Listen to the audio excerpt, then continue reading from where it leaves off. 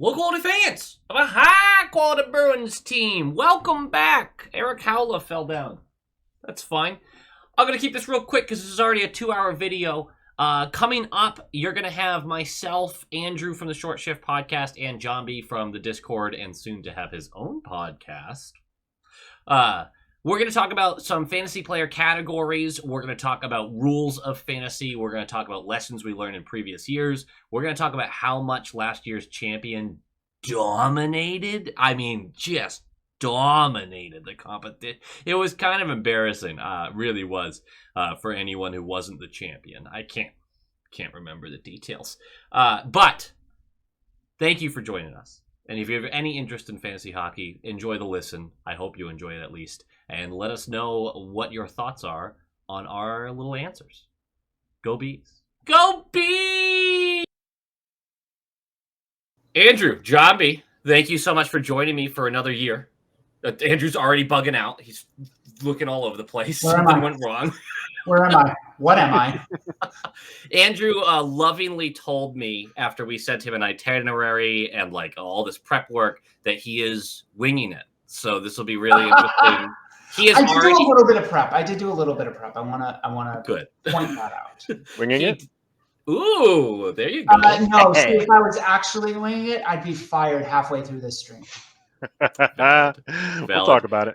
It's also funny because he's winging it, but he is the only person on this that has already had their fantasy draft for the season in an 18-team league. I'm in an 18-team league in a 22-round draft. My draft is stupid. It's stupid. We'll talk about it. Yeah, we'll touch on that. So, first of all, I did not make this starting section of the itinerary, and someone put something in here that I thought was really interesting. Oh, yeah? Everyone say one nice thing about the last league champion, whomever that was. Oh, who was could that? Have been? Well, I guess I can start here. I think the last league champion is, he thinks my opinions are worth a shit. So I guess that's a compliment. It's a backhanded compliment. That's about all I got. Yeah. Congrats on your Wyatt Johnston jersey. Yes. Oh my gosh. That feels like a real win there. That was a dub. That's a dub. Andrew, unfortunately, is not part of our fantasy league. I am not. We probably. You're not going to say something nice about yourself? I'll say something nice. We're actually the next section is what I'm going to say nice about myself. You have a learn from me section. Everyone has to choose one lesson they learned from last year in fantasy. And the thing is, I didn't learn shit last year. I went 17-4. I scored 400 more points than the next closest team. Why would you I didn't fucking learn anything because I didn't have to. Why would you change perfection? Right? That was I've never had a fantasy season. Largely my fantasy team was healthy all year. Like that's my lesson. Be healthy. It was healthy. And you lost Parayko. That's it. Incredible variance luck. Yep. Like Brandon Hagel had a career year. I don't think anybody saw that coming at pick 110 or whatever. Yeah, I'm sure you did at pick 110. Yeah. I somehow picked all of the New Jersey Devils except the one that stayed healthy all year. So staying healthy is the lesson. Yeah, that's a great segue, actually, Andrew. Great job. Yeah, that was the undoing of my season. I picked too many injury-prone players. Matt Tkachuk was my first overall pick at the bottom of the first round. Jack Hughes at the top of the second round. Dougie Hamilton, I don't remember if it was fourth or fifth, but like all three of them went down within 2 weeks after the Four Nations ended. And that's done. It was your fault. It was your fault. I mean, Ian, don't you like to say that you ended Des Bryant's career? I did. I did end Des Bryant's career with a fantasy football pickup. I absolutely did. I felt bad about it, too. You ended the New Jersey Devils Cup hopes from last year. Yeah. And they were a bona fide cup contender last year. Yeah. You could argue they are this year, too. We'll see what happens. That was so bad. I think everyone who plays fantasy can kind of knows this feeling where your opponent – and Jambi had a good team, like a good team. When an opponent of yours is losing players, you're a little happy about it. when it's that bad, you actually start to feel almost guilty. You're like, gee, how do I cheer this person up? This is brutal. So much worse. I'm in a fantasy football league, and my buddy lost both his starting quarterbacks. It's a super flex league. His number one running back and 2 of his wide receivers the same weekend. And for like long term. And he was just like, I guess my season's done. It's a keeper league too. It's unbelievable. Just awful. Keeper leagues are fun. It is. Keeper leagues are fun. Yeah. We're changing the league this year to be a keeper league. Mm-hmm. It's fun. You're in for a treat. You're in definitely for a treat. Andrew, what's your lesson? What did you learn? This is going to be very simplistic, but go dumpster diving. Keep a constant eye on the waiver wire, because it could be the difference between winning and losing a week. Not necessarily the big cats, but peripherals. One guy that saved my week 1 week was Aturati, him of 16 games in the NHL last year. Welcome to an 18-team league, by the way. Yeah. That's the difference. Aturati team start 14. Yeah. Aturati saved my fantasy week 1 week because he went on a bender on face-offs, and we had we fixed it, but we had a very disproportionate weight on face-off wins and face-off percentage for some reason. Oh, I hate centers so much. Yep. So centers were at a premium, and I was getting my ass kicked. And then I saw Roddy on the waiver wire, and I realized that he had just gotten bought up. So I picked him up on a flyer, and that week he won 63% of his face-offs. So, that'll do it. Yep. So waiver wire attention. I mean, I actually think for every league, not just the super deep ones, that's really important. I think a lot of people who aren't sickos don't think of that. Yeah, that's true. If they're just casuals. Yeah. Yeah. And sometimes it's, you've got kind of the opposite problem where you lock yourself into a roster because you have so many top end players, or because you have you fall in love. You get analysis paralysis, so to speak, and right. How can I get rid of this guy? Well, he's got 3 starts. This guy's only got 2. What? I don't know. Right. It's a lot different, and the league type really factors into that. If you're in a bangers league, then there's a whole lot of second and third pair defensemen and third and fourth liners that all of a sudden if they get a call up from the AHL and they're banging bodies because that's all that they can do, then honestly, it can save your week. Yeah, Kiefer Sherwood is a player I'm going to bring up later. Spoiler. Mm-hmm. He, in a bangers league, probably won you your league last year. Yeah. Like, he had 460 hits. Jeez. And I had him. I picked him up on waivers. NHL record, by the way.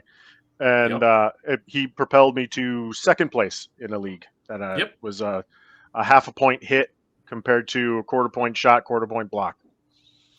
Yeah, I like what you said though about the just kind of watching the wire and having that analysis paralysis, because last year was actually I won my football league and my hockey league last year.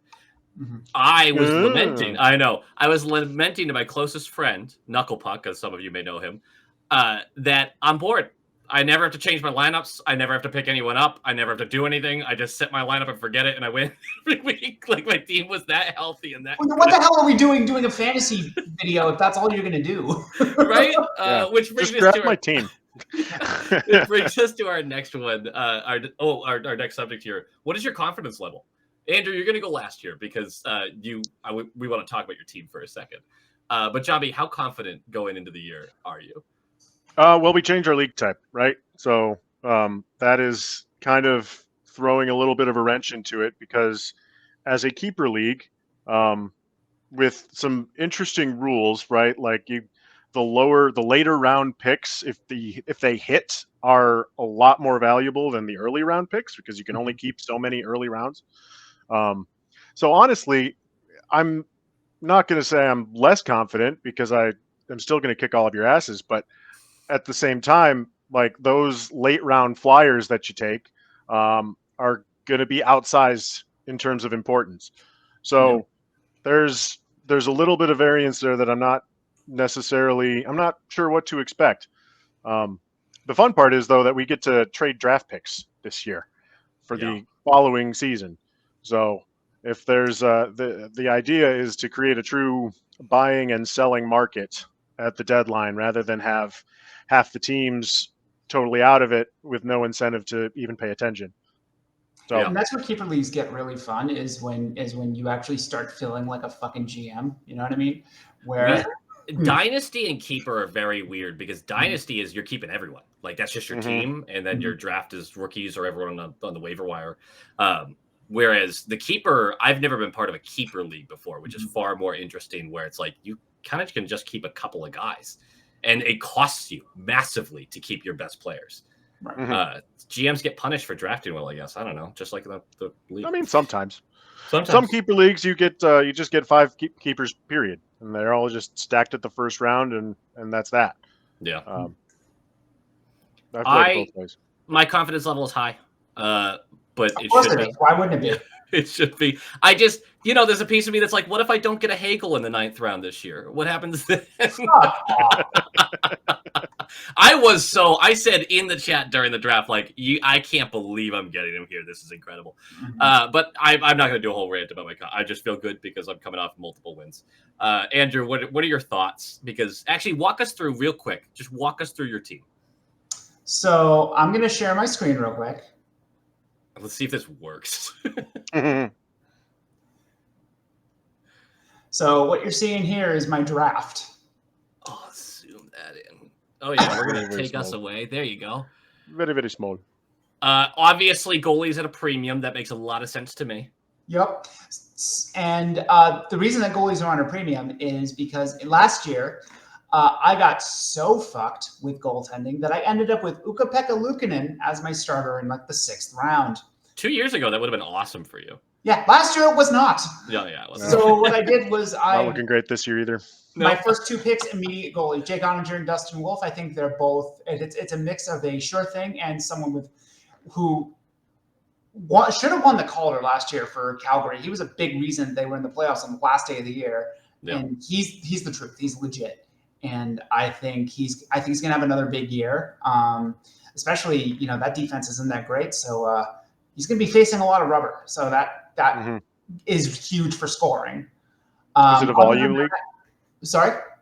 Is it volume? Does it reward volume like points per saves? Okay. Yep. Okay. Then, yeah. And then Matt Coronado was another Calgary guy that Yeah, tell me about him. Yeah, you showed me this earlier. That's the one that really jumped off the page to me. So I decided to overthink it and go for a lot of upside. I went for a lot of upside and potential, which is high risk, high reward, obviously. I do have a peripheral maven in Jackson Lacombe and, other guys like Marco Kasper, who's I want to talk about that actually. Probably gonna have a standout year. Okay, what do you want to know about Marco Kasper? Well, I just think where you got him in a league like this is really, really nice. Like, obviously, there's a risk there, but at that point, you got to treat your 7th, 8th round picks like they're 13th, 14th rounders. 18 teams is insane. Yep. And the upside there, if he's playing in that top 6, top line potentially, there's just a lot to. I liked the way he ended his season last year. I'm sure Jambi has a lot to say about him. He's a floor pick. I mean, he is locked in between Alex Brinkett and Patrick Kane at 5-on-5, and he made that line like above water 5-on-5 defensively. You made Patrick Kane get a higher Corsi 4 at 5-on-5. That's a rookie, bro. Yes, 62-year-old Patrick Kane. That's pretty good. Pretty good. Yeah, he did pretty good for 97-year-old Patrick Kane. And the rest of it, a lot of it, as I went into the later rounds, I went for teams, bad teams. I went for players on bad teams because my logic is somebody's got to put the puck in the net. And that's viable, and it's about your upside. Like if you could get a guy who that's PP1, that's top 6 minutes. He adds a little intangibles there. My last pick was Bobby Brink for Philly. Yeah, that's actually a great pick in an 18-team league. For the last round, not bad. My last pick was Bobby Brink. My third to last pick was Michael Kesselring. Oh, okay. Like, Yeah. Mhm. Lacombe for the defense is awesome. He might be the fucking truth. Yep. That guy's got a lot of talent. So, you know what's funny is that I wasn't feeling too confident about myself, but you guys are kind of gassing me up here a little bit. I'm just imagining if I walked through all of those your league mates teams after like pick 4, I'm going, Jesus. Like there's no draft looks good at that size of league. Yeah. Mhm. But Jake DeBrusque, Morgan Riley, Seth Jones, Connor McMichael, Tuvo Teravainen, Capo Caco, Arturi Lehkonen, Pius Suter. Lehkonen at 295 is insane. Insane.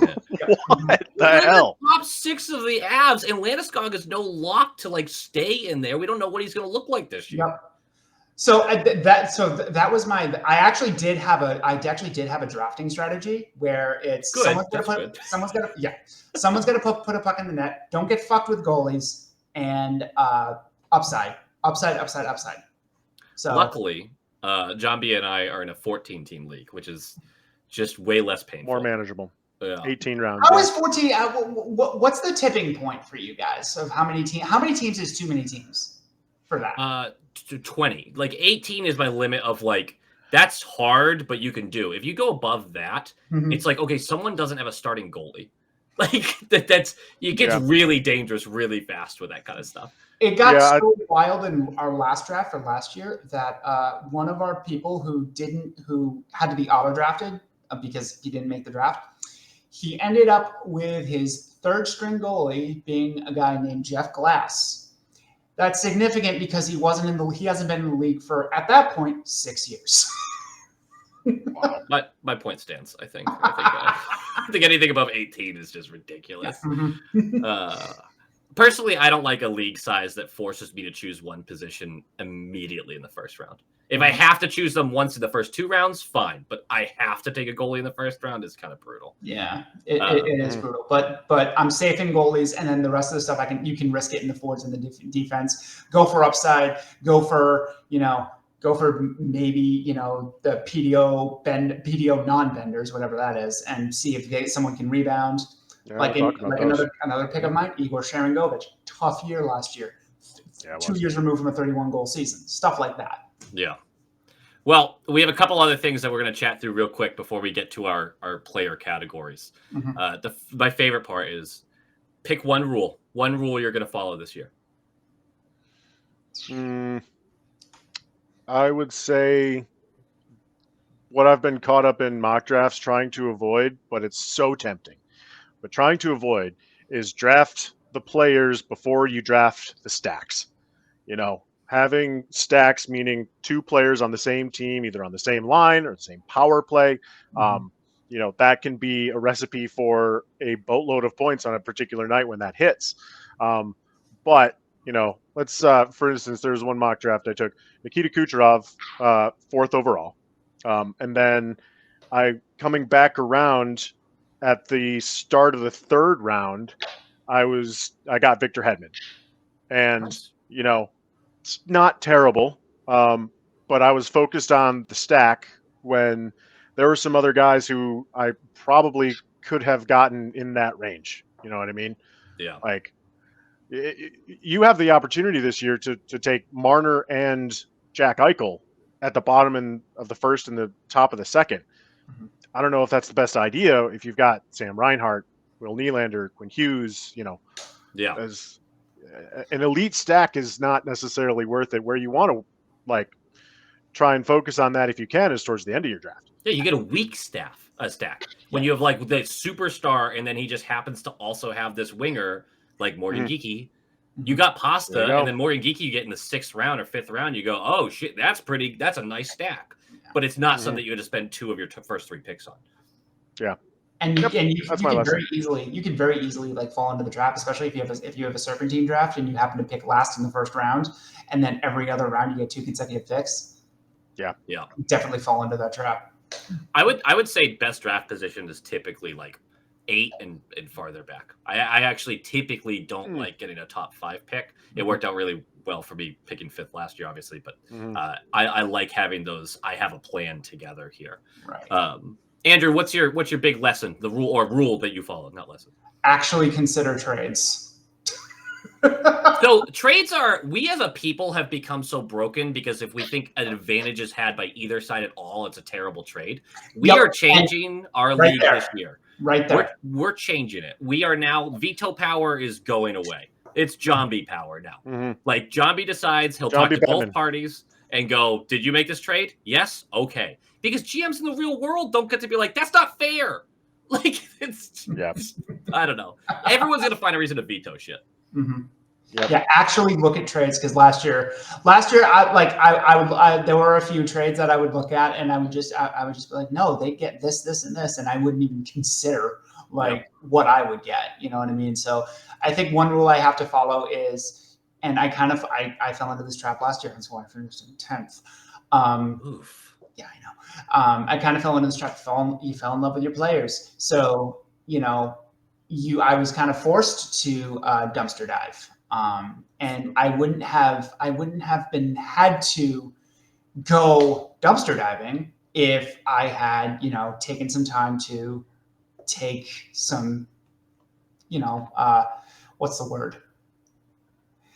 Actually take some time to look at what I'm getting as opposed to this person's going to have some kind of advantage. I don't want that. Yeah. I made a risky trade for Tage Thompson last year when he was started the season really poorly. I don't even remember what the trade was now because it worked out. Yeah. Didn't he have like 47 goals or something? Yeah, he finished pretty well. Yeah. Everything went my way. I can't even like truly brag because everything went my way last year. Mm-hmm. Everything. Is that your rule this year? No, my rule. I wrote a couple down, but I'm going to choose one. Which one do I want to choose? Yeah, it's not about who's the best available. It is about who has the greatest advantage over your opponent's position. Mm-hmm. Makar, we're going to talk about this in a second. If I had first overall, I'd take Makar, not McDavid. Because I took Makar and Bouchard in my first round and my third round last year. And I ended up with a 20, 30-point handicap every week because those two by themselves would outscore my opponent's entire defensive unit every week. It was just bonus points. And I sit there and go, God, I would have loved to have a Kucherov or a Pasternak or whatever. But you find a Brandon Hagel, you find a Jesper Bratt in like the 6th round or something like that. And you go, oh, these guys are having good years, everything. I just have this major advantage on the back end every single week. Mm-hmm. Focus on position. If you're stuck between two players, you take the defenseman who's going to be a bigger advantage. Yeah, like a multi-cat monster. Yeah. Mm-hmm. I just think that's always been my rule, though. It's like you have to look at who's the biggest advantage against who he lines up with across the aisle. It works out. Mm-hmm. Yeah, so Makar number 1 then. Yes, you brought this in. McDavid go 1 overall, or can someone compete for it? I mean, the last 2 years he has not finished 1 overall. He hasn't even finished like top 5. There's been injury concerns, like if you go by a point by game basis, it's in the top 3. He missed like a month last year, did he not? Right. Yeah. There's a lot of folks right now who are looking at Nathan MacKinnon as the better, higher floor option, who can score more goals, who can hit and get down the ice, and is a power play monster. That was my number 2 pick last year, Nathan MacKinnon. Yeah, you can't go wrong with him. McDavid went number 1. Yeah, and MacKinnon was a monster for me. I am still, if I somehow luck into first overall, I'm still going to get McDavid, I think. But it's definitely the hardest I'll have thought about it in the past 3 years. The thing that's I'm just really clinging on to is Connor McDavid in a contract year. Yep, guys. And also, it's the reason I say Makar could go number 1 over McDavid is because the positional advantage. I wouldn't take MacKinnon over McDavid because there's just the opportunity that, yes, maybe he doesn't finish top 5. He also could score 160 points. Right. Like, I'm not taking any forward over McDavid. You could have one of those seasons where you're like 192 is what's the record? 192, or is that assists? That's assists. That's assists. Okay, he won't break the record. Not this year. No, but I just think the opportunity is there for him to be that impactful. But when I can get a positional advantage like Makar or even Quinn Hughes, That's legitimately an argument. Mhm. If his team was better, I guess. Someone's got to put the puck in the net. Foreshadowing. Foreshadowing. Great job. Andrew, would you take anyone other than McDavid #1 overall? I would take Makar because of what you just said, multi-cat monster. Like that's more of a well-rounded, star player in fantasy. Like in McDavid, like if you're doing actual team things, of course you're taking McDavid #1, no shit. But for fantasy, I think Makar or the defenseman is the play. Anything like top 5, you would unless you're me and you're an idiot and you take goalies. Hey, 18-team league again. We got like that makes sense. Yeah. Positional scarcity matters. I think you err on the side of defense because there's more variance in forwards. There's more variance in forwards. Yeah. So and they're closer than ever these days. Really quick, early draft strategy versus late draft strategy. Do you have any difference in this, or does it really matter? Andrew, go ahead. I don't really have much of a difference. After taking Ottinger and Wolf, my difference was upside. Again, my 4th pick is Coronado, who Calgary doesn't have a great offense. Someone's got to put the puck in the net. He could hit 35, something like that. That's kind of your thinking. You go a little off the board. Maybe you overthink it, but I think for me, I immediately was like, go for upside, and then maybe in the later rounds you go for people who fell through the cracks and had tough years, and people who don't think of Arturi Lehkonen as a fantasy monster. Get him in the 17th round. Yeah, forget about real life. This is fantasy. Like that's what's crazy is someone who's like, oh, that's a big name. Like, yeah, but not in fantasy. They're not. Right. Jambi, do you agree with that? Where it's upside. Like taking Brandon Carlo in the 6th round. I mean, I don't know. Is a high floor, high upside? Because that's kind of my focus on. If we're looking in the first 4 to 6 rounds, then those are your elite forwards, your power play defensemen. Those are the guys who you need to get you points and cover, your major categories and hit those really hard. I guess, the only place you can get 100-point players is in the top 3 rounds of your draft. That's just point blank period. Yep. Unless somebody like a Dylan Gunther goes gangbusters and goes 40, 60, 100, something like that. Like that's outside of extremely high variance situations like that. This is the only opportunity that you have to get those guys. So get those guys. Yeah. And then later in the draft, I think we were alluding to it earlier, right? Like that's kind of where you focus on your stacks. You go for like your upside cases there. You go for your category coverage based on whatever your league type is. Because I think we were talking about this in our draft last year, Ian, is that the last 4 to 6 rounds, I mean, those are going to be dropped half the time anyway, Most of them before the go games for the upside guys. Yeah. No, seriously, a bunch of them hit the waivers. There's already been a lot of player movement, shockingly enough, in mine. I picked up Raquel off waivers at one point last year.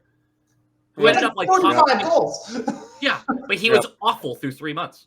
Oh yeah. Yeah, no one even else put a waiver claim in for him. Like again, everything went my way. I can't even.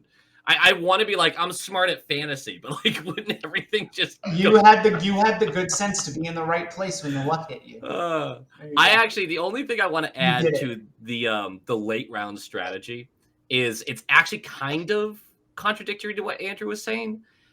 Environment matters. If you have a late round guy who's gonna be on the wing of somebody who you really are like, that guy's gonna pop off this year, that means upside. You gotta grab him. It does get away from the like, well, someone's got to score on this team, which again, in a league that Andrew's in, it makes more sense that those bad team players are like available. But I mean, that was what the Hagel pick in the 9th round was like, I know he's playing the top 6 and top power play unit. Well, let's see if he sticks there. And boy, did he fucking stick. The odds of him leading the league in 5-on-5 goals again is insanely low. That was absurd, but you know what I mean. Have you considered that he's really good? Yes, that's true. But I mean, anyone who grabbed Geeky the last half of the season, they went, "This is awesome. A guy with Pasternak, I'll grab him." Elias Lindholm's He was going a to go. waiver claim for most leagues. No. Yeah, I bet he was. Elias Lindholm's going to go 3 rounds higher than his skill level should be because Pasternak. He's going to start the year on a line with Pasternak. Mm-hmm. And hopefully they actually stick with him this year. Yeah, we'll see what happens. No. All right, let's do this. Let's talk about our player categories. Now, I wonder, is there one that you guys want to start with? We don't have to go in order. Let's talk about the team-focused ones first. Okay, let's do it. So, I want to the teams that you really like, the teams that you don't really like. You want to start with the anyone will do, or do you want to start? Let's do that. Anyone will do. Okay. Yeah. Okay. Andrew, you go first on this one. Let's see it. Which team are you going to curse this year? Yeah, that's Last exactly year it it. was Nashville. Well, first of all, absolutely right. That's what I did. Second of all, I know it's a kind of a leitmotif of what I'm saying, but anybody who's guaranteed to stick in a top role in Chicago, someone has to put the puck into the net. Hold on, but you're taking this category is like, I don't care who I get in the top 6, top 4 or goaltender. At least one. At least one of them. You got to get at least one of them. Okay. I mean, yeah, Ryan Donato, 32 goals last year. Is he a 32 goal scorer? No. on the Blackhawks, is he a 32 goal scorer? Yes. So, yeah, just don't worry about the strength of the team. Worry about who is occupying those spots. So if you gave me 29 guesses of what his answer would have been, I wouldn't have gotten it. Dude, yeah. What if I gave you 31? I would have gotten it. Took a much more traditional approach with this one, I guess, because I was just focused on all the teams that have a lot of guys in the top 50. Yeah, right. You know, the guys are going to compete for cups. I don't know. So last year the obvious one was Edmonton. I don't think that's the case anymore. I think this year the obvious one is Dallas with Mikko Rantanen. I mean, how is a team this overpowered going to get a 50 goal scorer year in and year out? Like that's, I can't believe that Colorado let him go. I can't believe that to this day. It just makes no sense. Jason Robertson, Andrew, you drafted him. Wyatt Johnston, those guys are, top 60 picks. Thomas Harley is probably your power play 1 quarterback. And because of the doubt that Miro Heiskanen casts over that situation, you're getting him way later than he has any right going. Yes. Like, totally. Right now, ADP 70 based on a composite rank that I pulled up 2 days ago. 70? Yeah. Wow. Yeah. He should be going top 50 easy. He should be a 3rd round pick. There's uncertainty about the knee injury right now. Maybe it has to do a little bit with that. Yeah. That could be. Mm-hmm. And then you got Miro to sweep in right behind him, and Miro is fantasy viable in his own right. Yeah. And of course Jake Ottinger, right? Like top 5 goaltender all day, mad volume, mad wins, great save percentage, great goalie. I think Dallas wins this running away. Yep, I would agree with that. Tampa has an argument in there as well, but I'm actually going to go a little off the board here. Given the reality of where they're being selected, right? It's not like I would take all these guys in the 1st round. Right. Montreal. They're top 6 right now. Caulfield, who is awesome. Suzuki, who's awesome. Slavkovsky, who we're expecting more from. Line, who's a power play merchant. Who is good. Kirby Dach is the one where I'm like, Demidov is potentially getting in the top 6 right away, who we're going to talk about him in a little bit.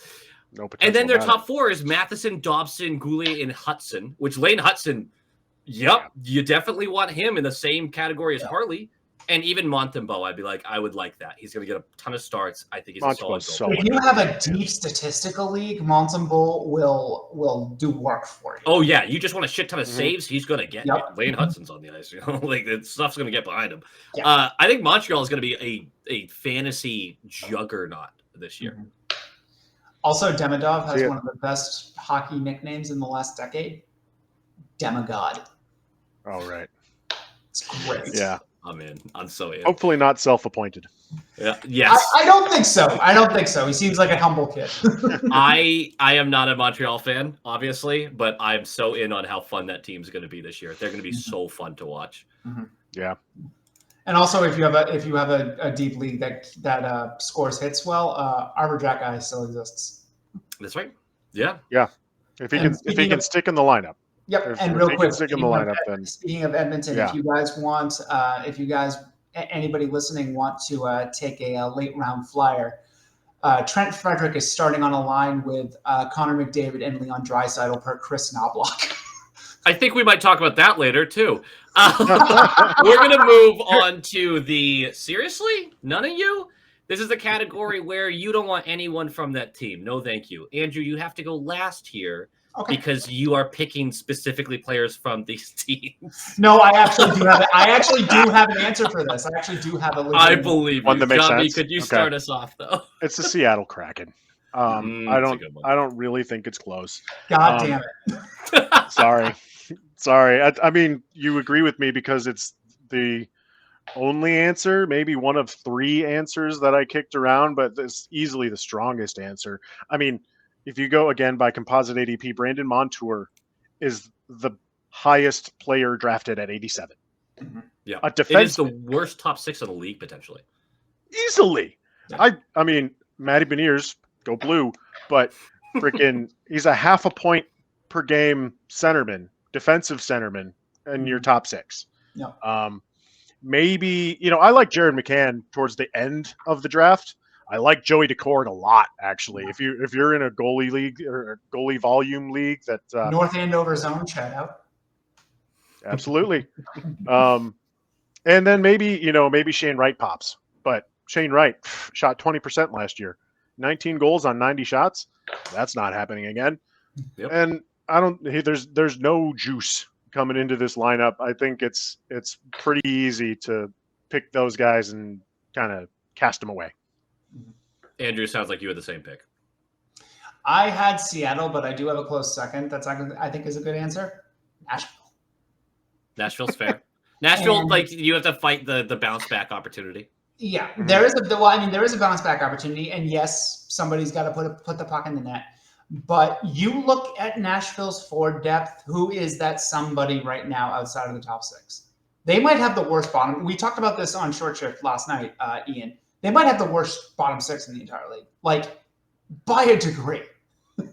So, I mean, once you get past the Stamkos, the Marchessaults, who are still going to put up numbers, probably more truncated numbers than in years past, but they're still going to put up some numbers. Once you get past that and Roman Josi, who's left? Yeah, true. But, I mean, I would pick Josi. I wouldn't pick him. I would pick Josi as well. I would pick Forsberg as well. Yeah, I like Forsberg. I like Josi. That's really it. But it's they're going to be the ones that put the puck in the net, and then you have everybody else who's it's like you're not going to be the smartest guy in the room like I'm trying to be here by picking one of Nashville's bottom 6 forwards because what are you going to do, Matthew Wood? I do like how the way we're approaching. What? Fedor Svechkov. Fedor Svechkov, that could pop off, but I watched him in Milwaukee towards the end of last season in the playoffs. He's awesome. He's got middle 6 center written all over him. So I do like that the way we're approaching this right now is Jambi and I are clearly in 14-team leagues, and Andrew's thinking about the depth, all over the place. I have to. My answer for this category is maybe again a little out of left field, but I don't want to touch the Kings. The way they put their lines up, I'm a hater for sure. I'm a Kings hater. They are I just never know which player is going to have the good year. Kempe is solid, but I don't know what he's good. You just never know his highs and lows. Same thing with Byfield. I really love Byfield. Even to know, I just don't know. I'm leaving them alone. It's a team that if I'm getting great value in the draft, fine. But I'm not going out of my way for anyone on the Kings. We're going to talk a little about that a little bit later. I have great. We're just foreshadowing all over the place. Yep. This is awesome. What other team categories do we have? I think the last one. Go ahead, Andrew. I want to talk about Robin Hood and his Merry Men real quick. That's where I was Okay. going to. Perfect. It's Boston. There is an It obvious is answer. very obviously Boston. I think there is another right answer, but else? I don't think we need to do 5 minutes on Boston on this. No, we I don't. think No. Boston. But this is Had a point, Boston channel, so real quick, sorry. He had a point on 106 of Boston's 222 goals last year. Almost 48% Yep. of Boston's goals Yep. were through David Pastrnak in some way. Yep. Nikita Kucherov, the Art Ross Trophy winner, had 41%. That's the next closest. Nathan McKinnon, I guess, 42.5. Yep. But Sidney Crosby, 37. Mitch Marner, 38. Like these guys, Mitch 48%. Marner, Yeah, that does surprise me. Mitch Marner was that high. Yeah, Jambi, is that your answer as well? It was. The honorable mention goes to Quinn Hughes and Vancouver. There you go. That's my answer as well. Because, I think those are kind of the two leaders in the clubhouse here. Because I don't trust Elias Pettersson anymore. And behind him, if he's supposed to be your best forward and he's not producing, yeah. We all agree that Quinn Hughes is gone after this year, right? He's got 2 years under contract. Yeah. So I think he's gone, and I think Jim Rutherford needs a gag order because he's been saying some weird shit about it. Yeah. I thought you were going somewhere else with that. I'm glad you didn't. Hey, this is a family show. This is a family show, they tell me. That's his easy category. Let's. I'm just gonna pick one now. I'm just gonna do a random one. Yeah. I love this one. Your channel. The Zach Hyman, a player that is so All right. heavily reliant on his teammates, but still makes sense for fantasy. Andrew, do you have one for this, or do you need to? I was going to say Morgan Geeky, but I mean, that's a prototypical. It kind of links into the last one. It's just the polar opposite. Yep. Mm-hmm. Someone is. I'm not sure because I'm not sure other than Morgan Geeky because like there's a lot of third best on their line but when you are so long into that as a career, people forget they assign skill to you. You know what I mean? They assign the actual skill to you. So sometimes you forget about those names unless you're really close to it. You have an answer for this, Ian. You said it earlier. Who did you say earlier that is going to be in a position where he doesn't have to be good because his line mates and the rest of the top six are going to be great? Who did I say? Who did you say? You tell me. I wanted to hear you say it. He's trying to figure it out. Jambi, do you know what I'm alluding to here? No, I was going to say Ryan Donato. That's a good one. It's not Ryan. Trent Frederick. He's going to start the year with McDavid and Draisaitl. It's Trent Frederick. Okay. Yeah, I mean anybody who's on that line. I thought about Andrew Mangiapane for this category. That's a good answer. That's a good answer. For the same reason. What I wound up settling on is Brian Rust. Because I mean he gets to be the backboard for Sidney Crosby. Yep. And he scores 60 points every year. Yep. Yeah. You don't think of him immediately when you think of that because he's been doing that for so goddamn long. Like, and I think he is true. a little underrated, honestly. Like I think Rust is a good hire. Yeah, I think that's a good answer. He's been at it now longer than Kunitz was on doing his bullshit with Crosby. So absolutely. I should go back and do the same thing I did with Geeky, where I just look at how many goals he scored or how many goals he just tipped in that were given to him by Crosby. I tried to find that. I tried to use AI to find that before I came on here. Didn't work. AI's not as advanced as you want to make it out to be. I hate AI, so I'm fine. What was your Geeky answer? 50%, literally split down the middle. Literally split wow. exactly down the middle. Wow. Yep. I tried to find any excuse to give credit to Geeky, but there were so many where it was just like, hey, the goalie's over here. Here's a wide open net. Right. Well, you have to have the good sense to put the puck in the open net. I'll give him respect all day for that. You know, he made three defensemen, three, opponent players are focusing on what David Pastrnak is doing, and Morgan Geeky's like, hey, I'm over here by myself. Pop! I'm just hanging out, guys. Just find me. I'm just vibing. Yeah. All right, someone else pick the next category. Jambi, you go. Let's how about the Daniel Sprong? Ooh. Change this name from, who was it last year? I don't remember. I feel like it was the Huberdeau, but we have a Huberdeau. It was the Huberdeau. We switched it. We do have a Huberdeau category as well. Mm-hmm. Yeah, it might come to me later. And I want to hear what you guys have to say first, if you don't mind, because I've got a couple here. I want to change the name. Okay. It's Erik Karlsson. Ooh. Daniel Sprong, Okay. not a winning hockey player, but this is fantasy, and we don't care about real wins. We need points. Erik Karlsson is the prototypical definition of this. I don't have to do a whole explanation here. Everyone knows it. I really like that answer. That's really good. Minus 24 last year. Minus 24. Mm-hmm. Oh, that was all? That's it. 53 points, a negative 24. Good job. Yeah. Good I think work. Matt Grzelcyk got the green jacket for Pittsburgh last year, if I'm not mistaken. No, he was only minus 11, I thought. Oh, really? Okay. Oh, no. Yeah. You No, guys the green jacket last year went to Mason Lohrei. Well, for Pittsburgh. he meant for Pittsburgh. Pittsburgh. For the Penguins. Oh, I'm sorry. You can edit that out if you need to. Yeah. No, I don't. Mistakes belong in the pod is what we always say. Okay. It's funny you went EK because I got somebody who was described by JFresh as dollar store EK, and that is John Klingberg. He is going to be, most likely, going to be the power play one quarterback in San Jose. And that role for Jake Wallman last year stopped. I mean, Jake Wallman became a top 80 player in fantasy when he was quarterbacking that power play with Celebrini, Will Smith, Tyler Toffoli, William Eklund, tons of talent on that power play unit.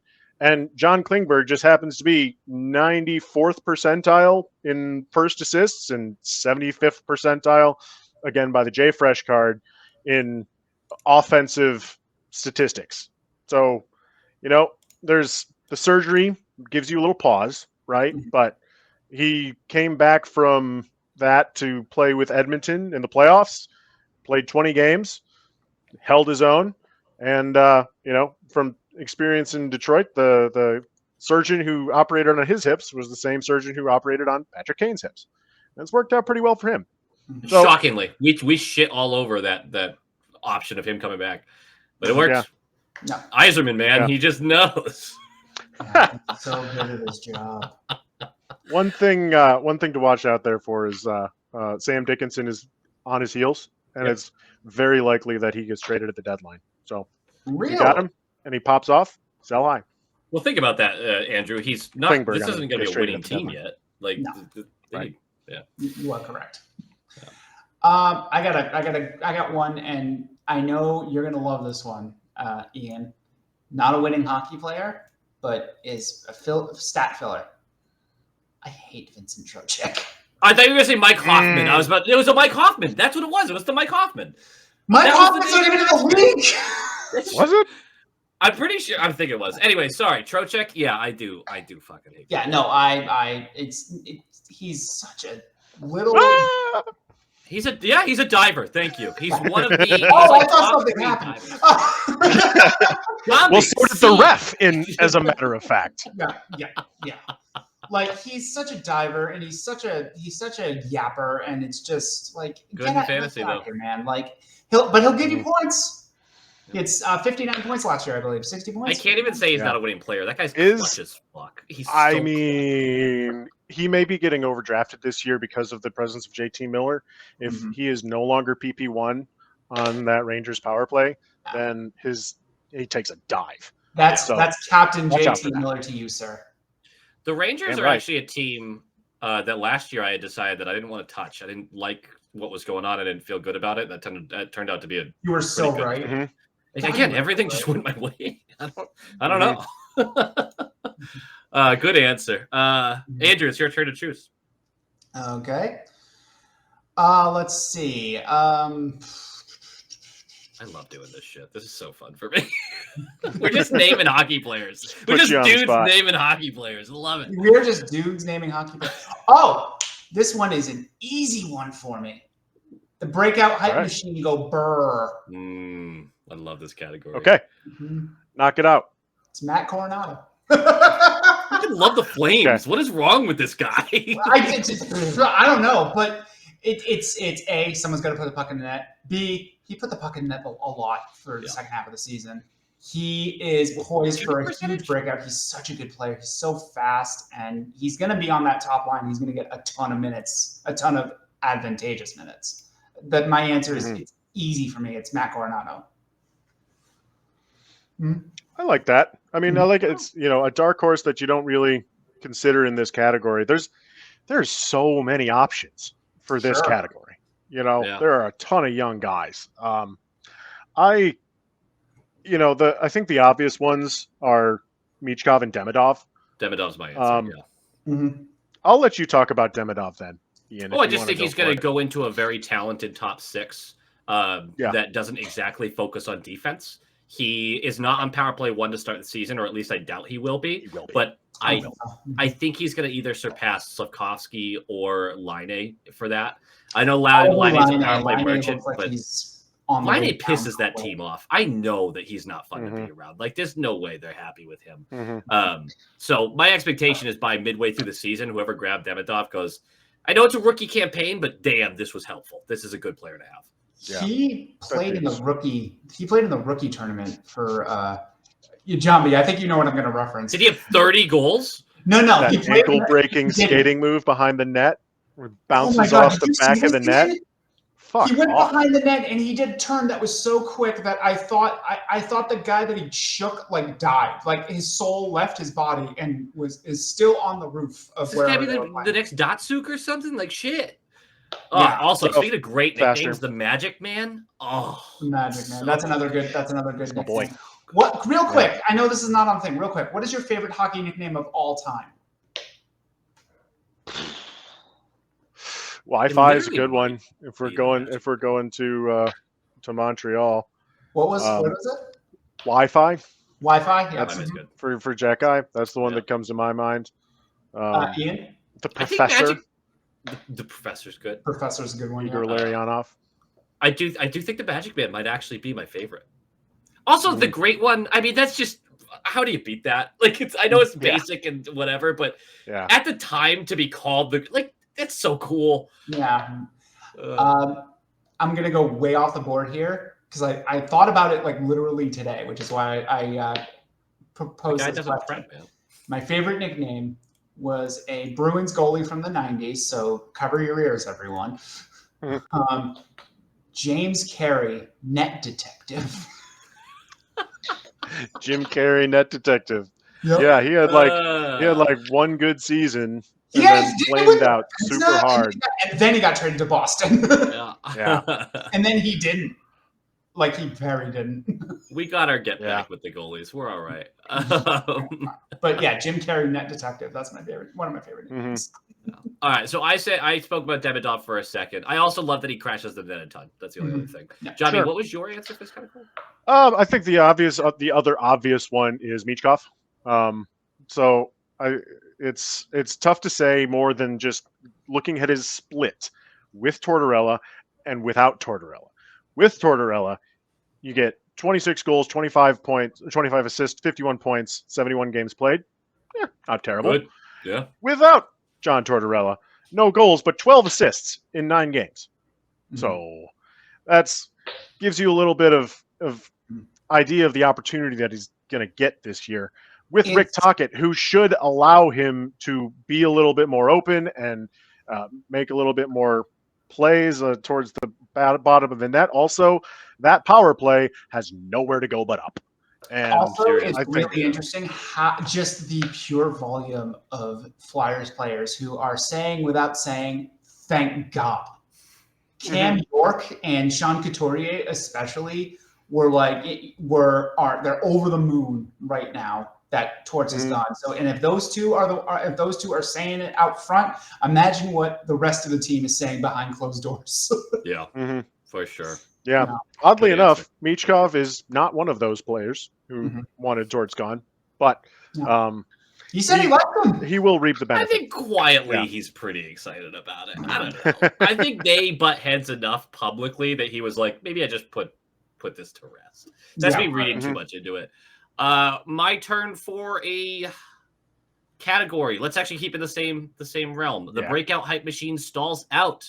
A young player, rookie or ELC, with huge hype this year, but you just don't believe it.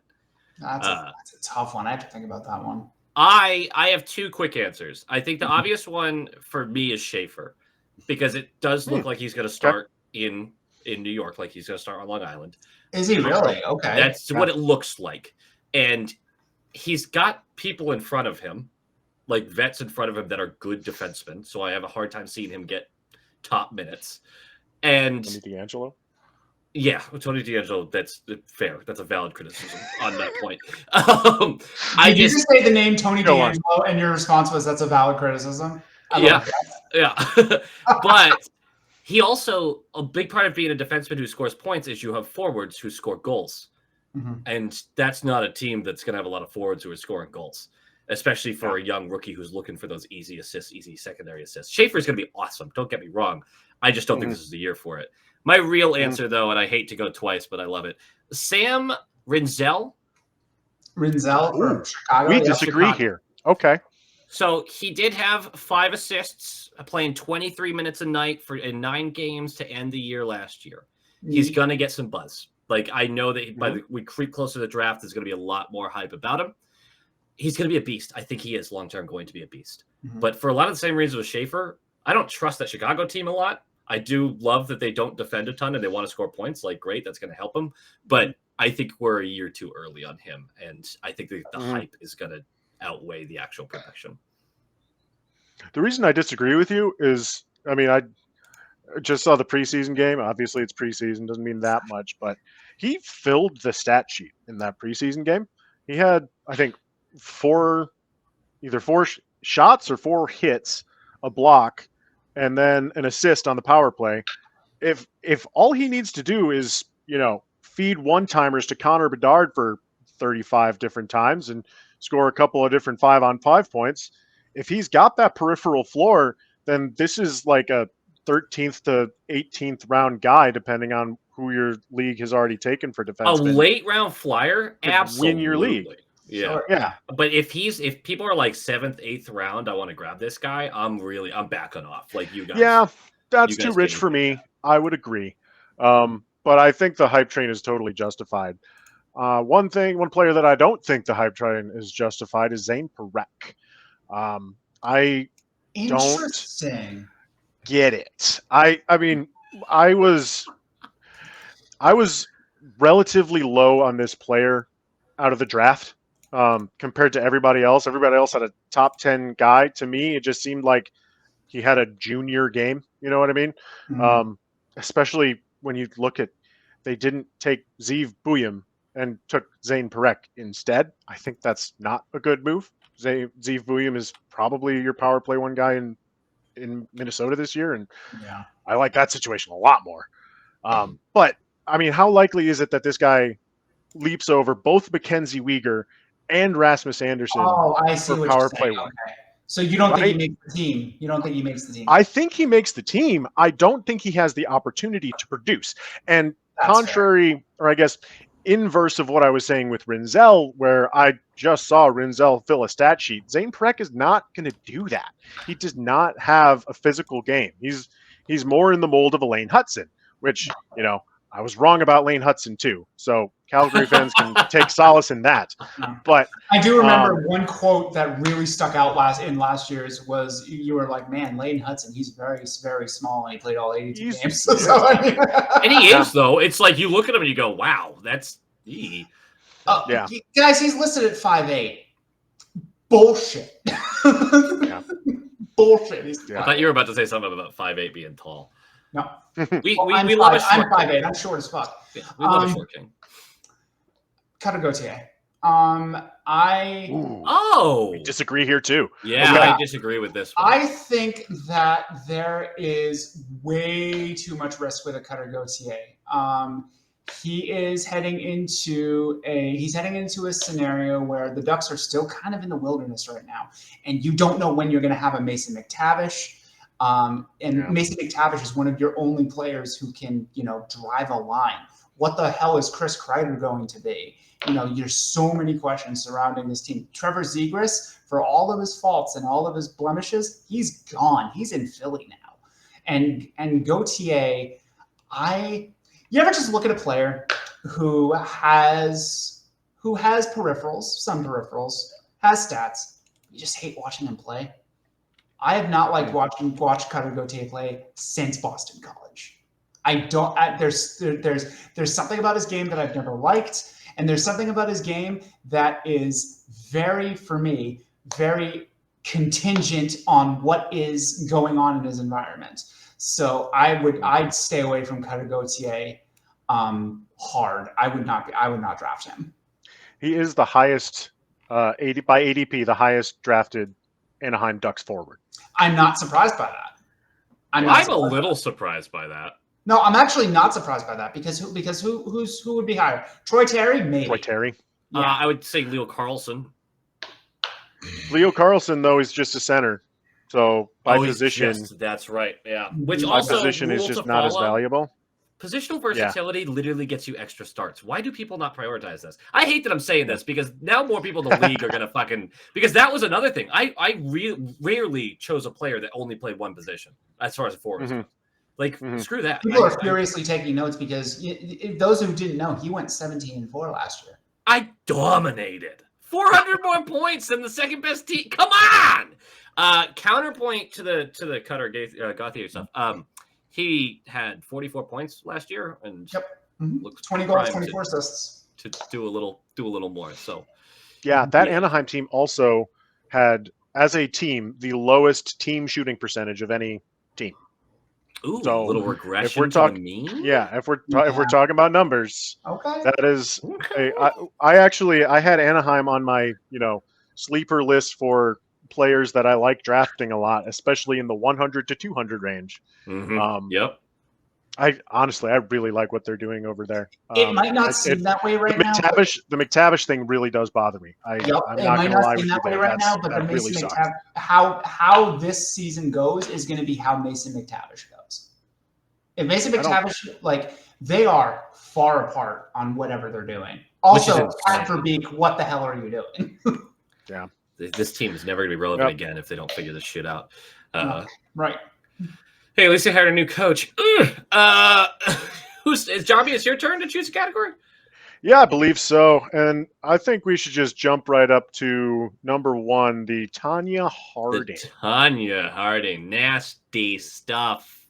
Yeah, we don't root for injuries. But if there's an injury on his team, then all of a sudden he's a beast. I will say my nominee for this category last year was Brant Clark. And literally the next day, Drew Doughty shattered his ankle.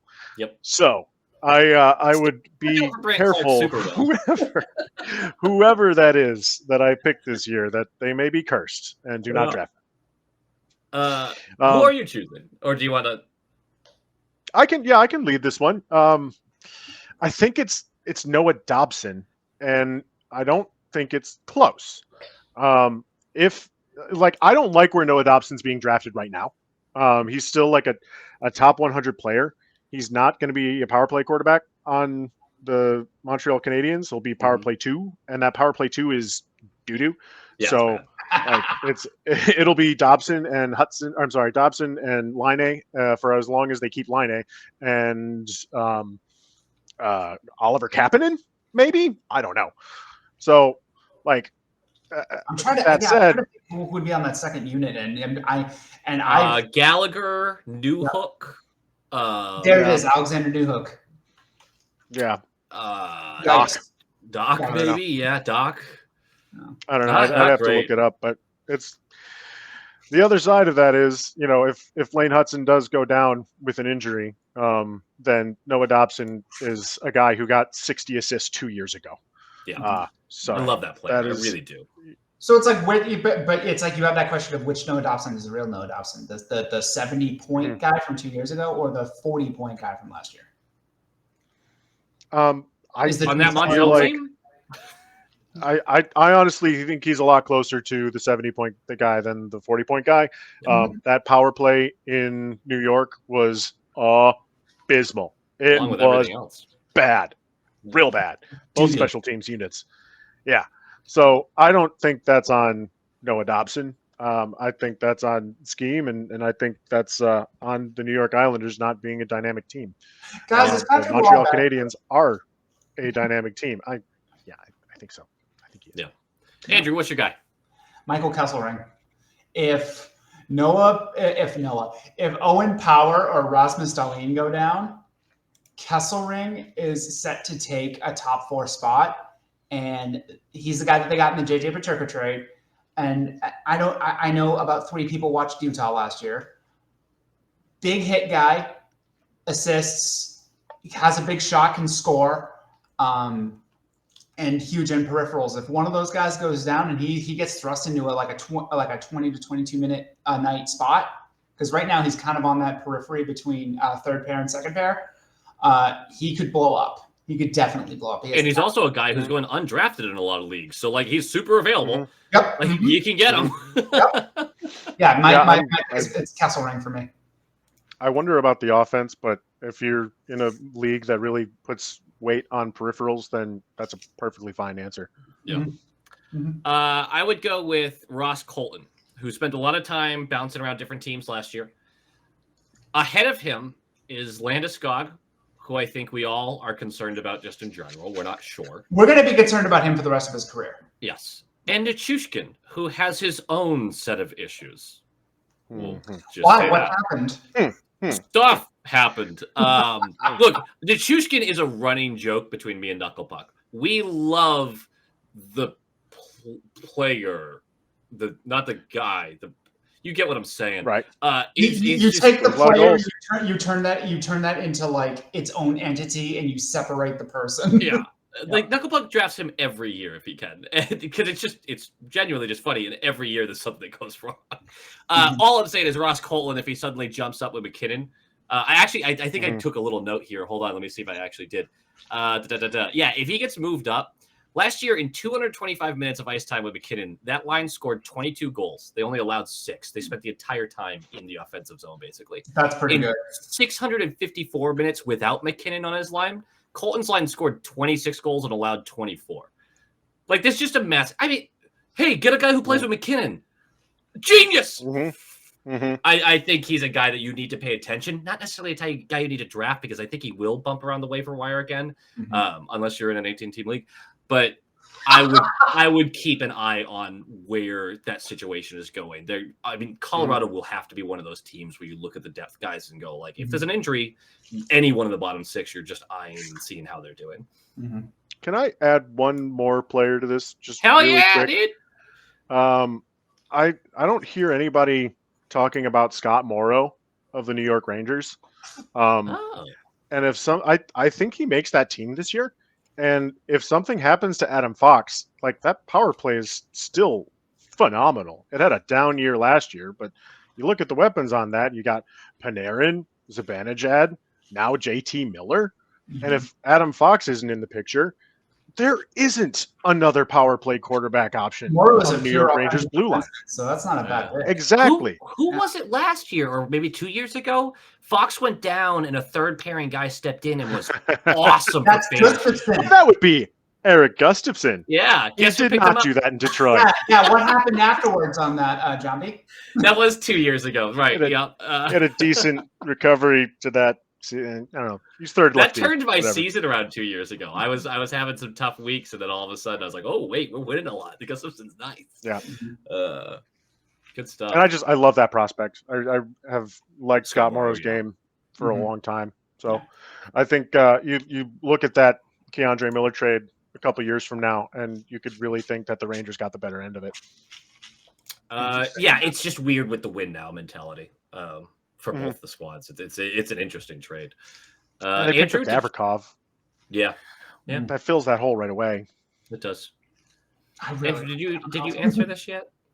Yeah, he went Kesselring. Oh, But that's it's his turn to pick, I believe, right? yeah. It is my turn to pick. The Huberdeau. Player that had a career year last year, but you would not touch this year. Someone want to go first? You got to tell us. You're running this. Oh, God damn You it. tell us who starts first. Do you or one of us? Ian, you go. It's Protoss. Yeah. I'm really surprised about that because he's had 2 career years now. Yeah. Shot 21% last year. Maybe he's the real deal. I thought that was a magical year for the Caps. Mm-hmm. I'll let someone else figure it out. That's what this category to me is. Like, I'm going to let someone else figure out if that's real or not. I'm not confident. 21% is a pretty high number. Ask Morgan Geeky. Ask Morgan Geeky, yeah. Who shot higher than that. Mine's also a Washington Capital. It's Tom Wilson. Yes. Oh, yeah. Mm-hmm. Tough, though, because the physicality and stuff is there, too. Right, yeah. No, he's still going to be a Bangers League stud. But, let me just look up his ADP really quick. As I recall, he is in the 80s or 90s going right now, maybe floating around 95. I just think that's way too high. In most formats, that is way too high. Last year, he had a career high 0.8 points per game, a career high 19.6 individual shooting percentage. The entire Washington Capitals roster was the highest in on-ice shooting percentage overall. So that's another regression towards the opposite way for a whole team. And, the last couple of years he's been healthy, but 2 years ago he missed 50 games with a surgery and he's going to be 32. So, a lot of this is also tied to Alex Ovechkin probably not being what he was last year. So I'm really kind of hesitant to select any Washington Capitals where they're drafted. Tom Wilson foremost among them. That's a good answer. That is a good answer. Dylan Holloway for St. Louis. He had a massive glow up last year, 64 points. I think he's closer to a 40, 45 point player. His peripherals aren't terrible, but they aren't something that screams a 64 point player. His shooting percentage wasn't out of this world, but it just seemed like he really Montgomery put him on the top line there and he did flourish. But this seems like a regression to the mean here, where a lot of, you talking earlier about how players are the third best player on their line, making a living out of that. That just kind of feels like this. I think Dylan Holloway is a good player. I just don't think he's a 65 to 70 point player like he showed last year. Yeah, good answer. I like that one. Yeah, I think that's a fair answer as well. Mm-hmm. I think this category is funny because you're just saying, hey, I don't believe you. But Yeah. it's basically it's the question that hinges the most on vibes. Yeah.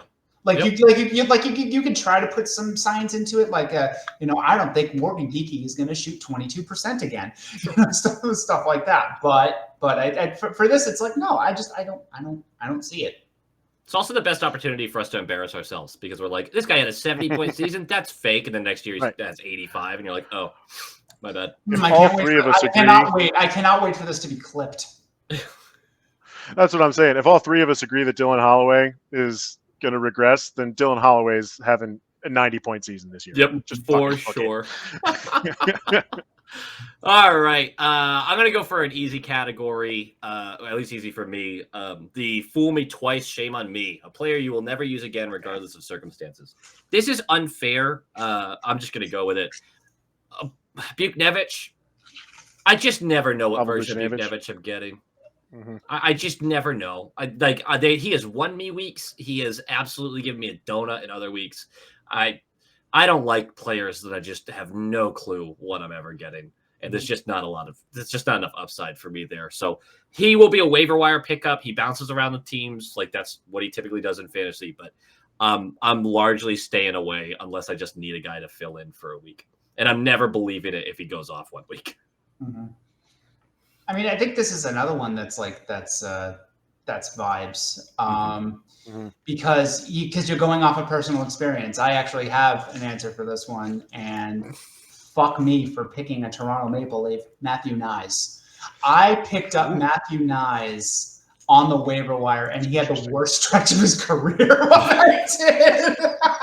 That really happens though. Like you have a guy for 3 weeks and you hate him, and then you never touch him again. And no matter how good he is, you're like, I'm not doing it. Fuck him. Yeah, exactly. Like Barzal exactly. was my answer last year for this. I won't touch Barzal ever again. I don't. I think that's a good answer because I don't think Matt Barzal's very good. 22-year-old Matthew last year. Nyes. Yeah. 22-year-old Matthew Nyes Yeah, is the one he bails on. Nope, I'm gonna. Yeah, the next 15 years of my fantasy hockey playing career, I'm gonna see Matthew Nyes on the draft in like the 4th round. I'm gonna be like, nope. Nope, no, thank you. I appreciate it though. Bye. But he scored 75 points. I don't give a single shit. And he hits. And I mean, there's a lot of reason to like it. He had like the worst stretch of his year when I picked Matthews. him up. You know what bothers me about Matthew Nyes? Is he doesn't have the name of a guy who lays a heavy forecheck, and it bothers me. Nice. He just doesn't like. I don't know why, but every time, like, yeah, he's a big boy and he lays the right. That's right. He does do that. I always forget he does that. I don't know why. I just can't get there with him. I don't know. Nice hits. I think the name is very much so. Nice. Yeah. I'm gonna go with a guy who burned me last year. Also, it's Dougie Hamilton. This is, Dougie Hamilton for all his personal character flaws. Dougie Hamilton allows the microwave beeper to ring incessantly as your downstairs neighbor. He's, an elite point producing defenseman if he stays on the ice, which he just has not done. For years. For years, yeah. He missed 18 games last year at the very end of the year. He missed 62 games the year before. He missed 20 games the year before that. 24 games the year before that. Basically, you've lost almost a season and a half due to injury in the past 4 years. And he's 32 now. Like, that's not getting any better. So, Dougie Hamilton, go fuck yourself. Time is ever marching, never stopping. He's 32? Yeah, dude. That Holy hurts. shit. It hurt my feelings. Mm-hmm. I don't like that. I'm going to be 40 next year. My go? Not at all. Yeah, it is your go. Okay. I'm just scrolling through to see. We have gone through 1 through 7. Oh, I'm highlighting them in here. 9. Yeah, okay. So now we've just got 11. Okay. So would you rather do the Dirty Harry or the Principal Skinner? I do love the Principal Skinner. Mm-hmm. Let's go with it. Okay. I let's see. We're an hour and 15 minutes into the stream. I have not mentioned the name of Mo fucking Cider. Let's go. Oh, okay. So hold on, just so everyone knows what this category is. I ruined Jambi's moment. Yeah. But there's two names we're gonna do real quick for this category. The category is everyone is out of their mind. I stand alone in this player being great / dog shit, and I'm just fine with that.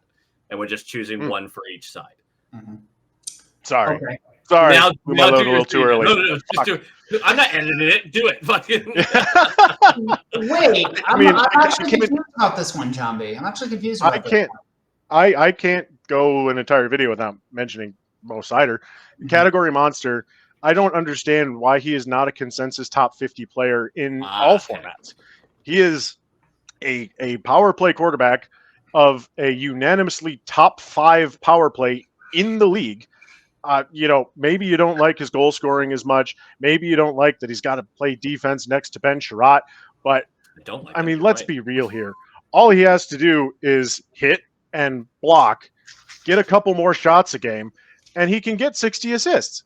Like, he's been at or around 50 points his entire career, 50-point rookie season, 45 to 50 every year thereafter. And this is a little inside baseball from being a Detroit Red Wings fan, but reports are from camp that he is playing with a fire under his ass, hitting his teammates into the bench, just avoiding all of the media, just saying, like, what do you mean avoiding all in practice? There's like literally the social team. You'll see him just like hop the fence to not answer their question. Mm-hmm. He's laser focused this year. if we get to the Jambi has Red Wings takes part of the video towards the end, one of my takes is Mo Sider gets Norris votes this year. I don't know if he's going to win it. I think he gets Norris votes this year. I like that you named him because this is the difference between reality and fantasy, where in reality, I think everyone agrees that Sider is going to be awesome and is awesome. But in fantasy, he's largely disrespected. So, like, that's where the difference comes in. Do you have someone for the opposite side? Who's your, I think he's bad, but other people think he's good? Sure. There's it's not that I think they're bad. Obviously, I can't sit here and say that William Nylander is bad. William Nylander is a stud, but William Nylander does not have the peripheral floor to justify an ADP at around 14. You know, didn't he finish last year in the top 10 though? There's a lot of high variance stuff that went his way last year. John Tavares had such an incredible year that doesn't make any sense for a man that old to have that great of a year. And also, like, who is playing on that line with them this year? Is it Max Domi or Bobby McMahon? What does that power play look like without Mitch Marner? He had the highest power play time on ice of any player on Toronto last year. It should still be good. It won't be anywhere near the level as it was with Mitch Marner. And finally, can any of you explain why he's a center? It's because he played center once internationally, and then ever since he's been just stuck there. Center right wing though on Yahoo. We love that. Yeah.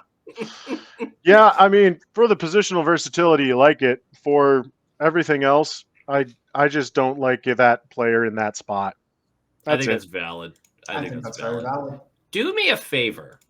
Can you tell me what Alex Vlasic's ADP is? Oh boy. Okay. Because on Yahoo, it looks crazy high or low, however you want to say that. Because somebody's got to play, and he's probably going to be number one defenseman. So I just did this whole thing about Rinzel, but as far as my good side of the Principal Skinner, do you have an answer? Sorry, no, it had to figure out. That's totally fine. Spreadsheet. Go ahead. It appears that he's going in the 200s, according to Yahoo. Yeah, that's right. 260. This guy, just like Rinzel, to your point earlier, and I'm contradicting myself, this guy was a stat monster. He fills the box score.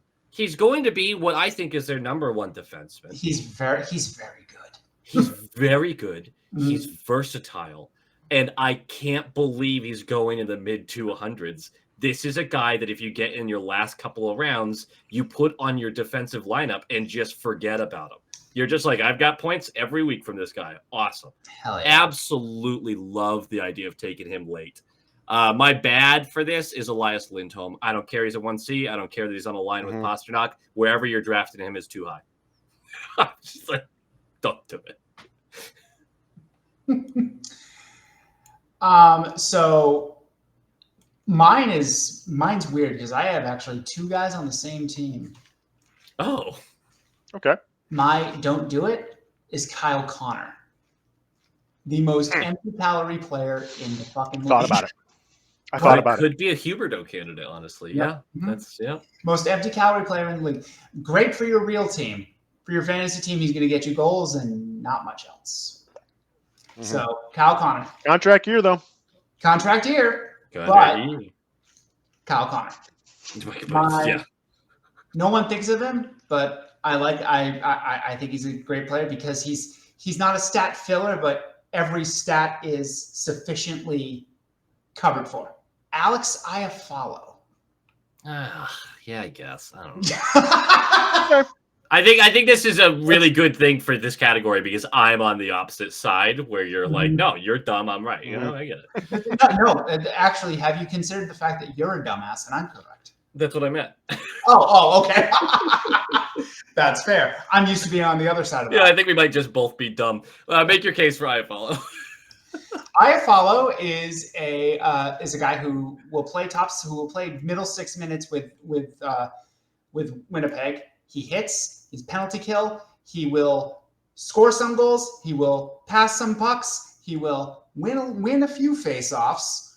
He'll fill your stat sheet as sort of a flyer. You take a flyer on a guy like that. He's probably going to be on your waiver wire because nobody really thinks of him because he's not a star. Is he in the top 6?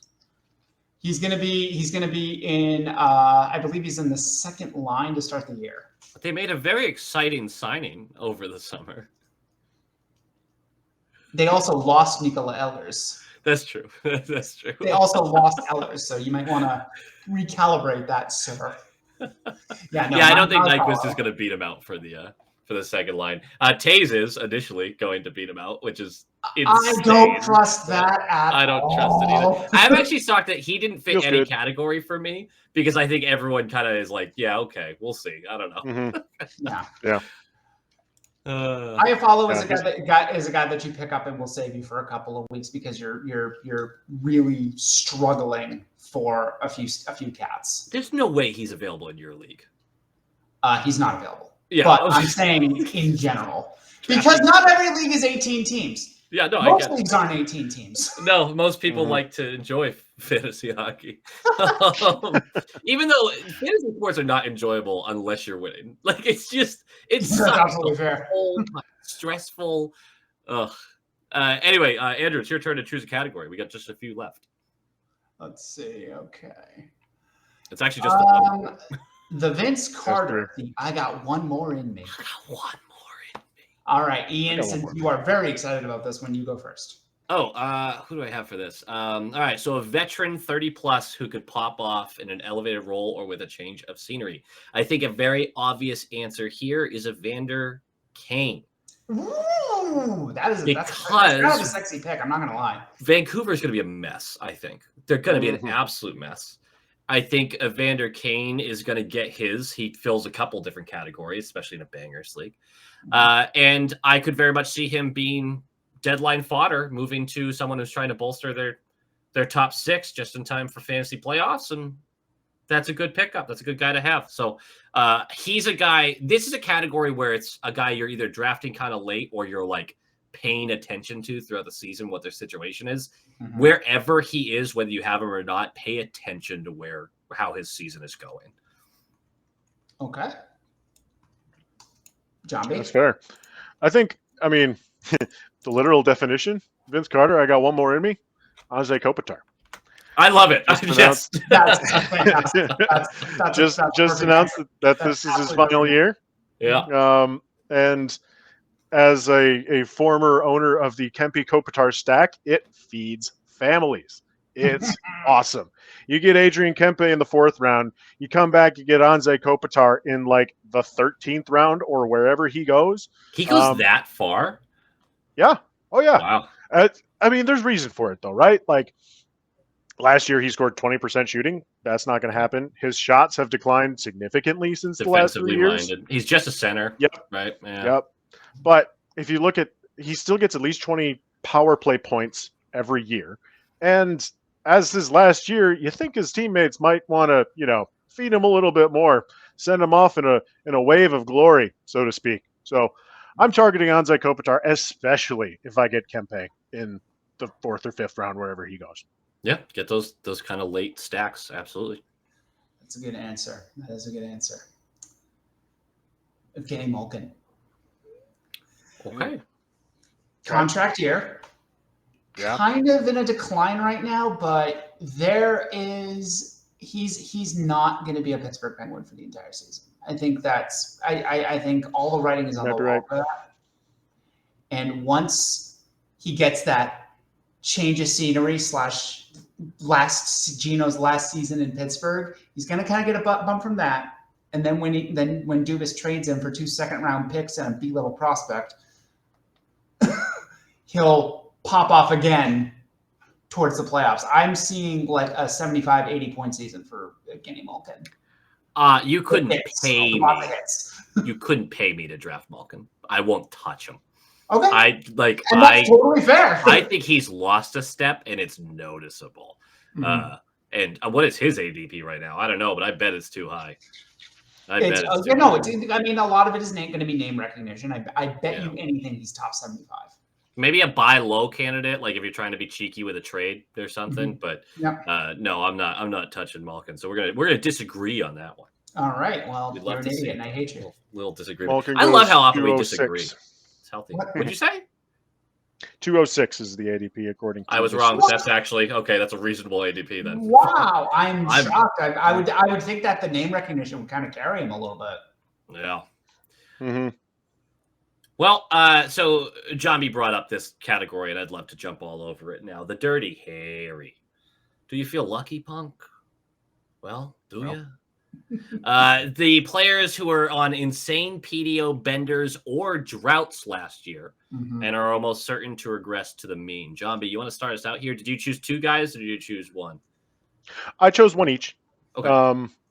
Real quick, the one positive is Carter Verhaeghe. That is so. That's a great answer. I didn't even think of it. It's really difficult to understand the luck that this guy has had in the negative direction for the past 2 years. He's been in the mid-teens shooting percentage. Last year he was at 8%. He is a better player than that. Like, that's just not, maybe at ADP 100, which is where he was going, I was jumping all over it. Now, today we get the news of a potential very serious injury to Sasha Barkov. I think that's probably fair ADP for Carter Verhaeghe, given that's power play upside. Yeah. Sasha Barkov is probably. He's the Patrice Bergeron of that team. He's, regardless of how much you hate the Panthers, everybody loves Barkov. Yeah, I totally agree with that. Yeah. Fuck him though. And the opposite direction is JJ Peterka. He had, I like his situation, but I don't like it as much as when he's playing next to Tage Thompson.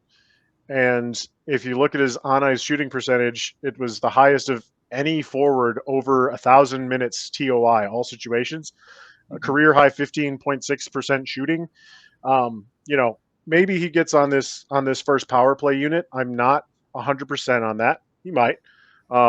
Maybe he gels with Nick Schmaltz and Barrett Hayden right off the gate. I'm not sure about that. He might.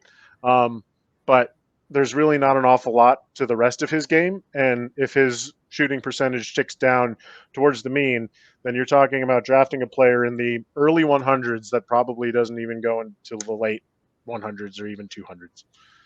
I think a point to be made there. I praised Peterka last year going into the season. I drafted him. I was happy. I was pumped to draft him.